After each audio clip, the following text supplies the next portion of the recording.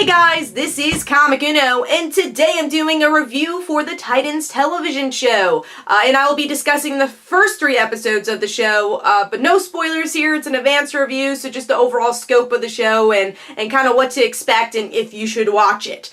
So it's kind of hard to talk about the premise of this one because it's a little scattered, but the overall premise of this is about a girl, Raven / Rachel. They're calling her fully Rachel here for now, and she seems to have this kind of dark past going on, a very mysterious past, and people want her. Dick Grayson, and we know this from the trailers and descriptions, he's a detective. He ends up running into Rachel, and that's kind of our story, and figuring out how all the other characters connect is later on, so I can't really discuss that. But the first 2 episodes especially is really about Rachel and Dick Grayson.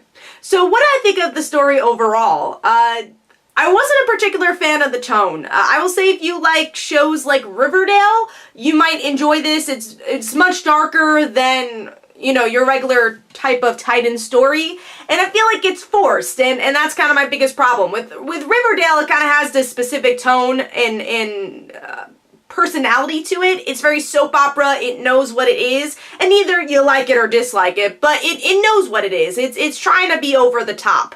Here, it's that darkness that doesn't really have a personality, and that was my biggest problem for the show, is that it lacked charisma, and it lacked individual character beats, I would say. You know, all the characters kind of felt similar, and that's not Titans. It's all these different personalities coming together to create one family. And I think the biggest problem with the show was Dick Grayson, and that's why I feel this way, because Dick Grayson's not really, again, Raven, I guess, is the catalyst character. Maybe Dick Grayson's the main character. It's kind of hard to tell, but I guess Dick Grayson's the main character. He's the glue. And like I said, Rachel is pushing the plot a lot, but it is mostly focused on her. And Dick Grayson was my biggest problem because I think the lack of charisma came from him. I just wasn't a huge fan of the actor's portrayal of the character, and also he just didn't have a lot of personality. A lot of the lines felt flat for me, and it goes back to kind of this darkness of Dick Grayson, which is not his character. You know, the F Batman scene really shows what Dick Grayson's gonna be. You know, he has a lot of this trauma he's never dealt with, which is weird, because, you know, the reason why Dick Grayson's such a unique character is that Batman never knew how to deal with this trauma. That's why he's Batman. Dick Grayson, on the other hand, is the lightness towards Batman. He knew how to deal with his trauma. He had a similar trauma to Batman. They both saw their parents die, but, you know, Dick Grayson was always able to kind of shine a light on his trauma, and we don't see that here by any means. He's very much Batman 2.0 / Jason Todd 2.0, and I didn't really like that for his character. So I'm hoping he ends up growing into what we know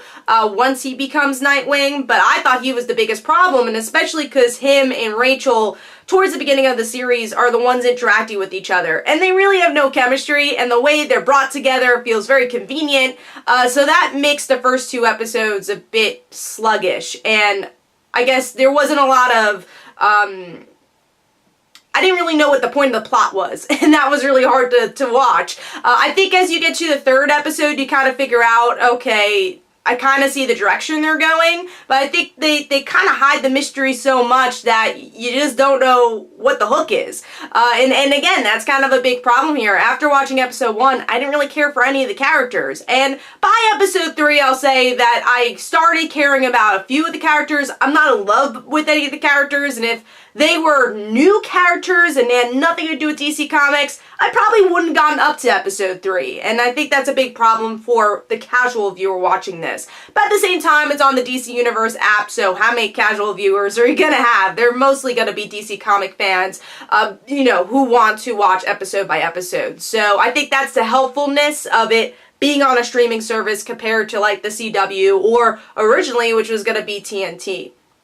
I do think episode 3 gets better. I do like the small personality that we get to see from Beast Boy, and I really like his form, so we do get to see some CGI with him, and I think he has the best CGI, and the CGI in general is pretty good with the powers, so I like that. And Starfire, I can't talk much about her because there's definitely a mystery surrounding her, but we do get to see Starfire and Rachel interact, and I think they have the best chemistry, and I'm looking forward to seeing more of them, and I kind of wish they started the season with them instead.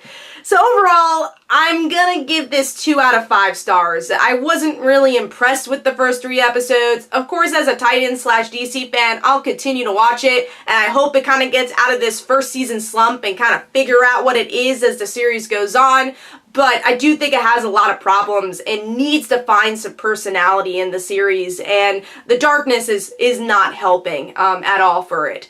But let me know in the comments below, are you excited to watch the series? And if you've seen the series and you're watching this later, what did you think of Titans? And also let me know how you would like me to review this series, because again, I kind of gave my overall scope of the series with this review with the first 3 episodes. Do you want me to review it episode by episode? Would you rather have a season overview video? We will definitely have a Medium Madness, which is on Comic Frontline, and you know, the link for Comic Frontline's in the description. We'll have it for the first episode for sure, and we'll have it for a season overview. So if you think it's repetitive to have a review, please let me know how you would like me to cover this show.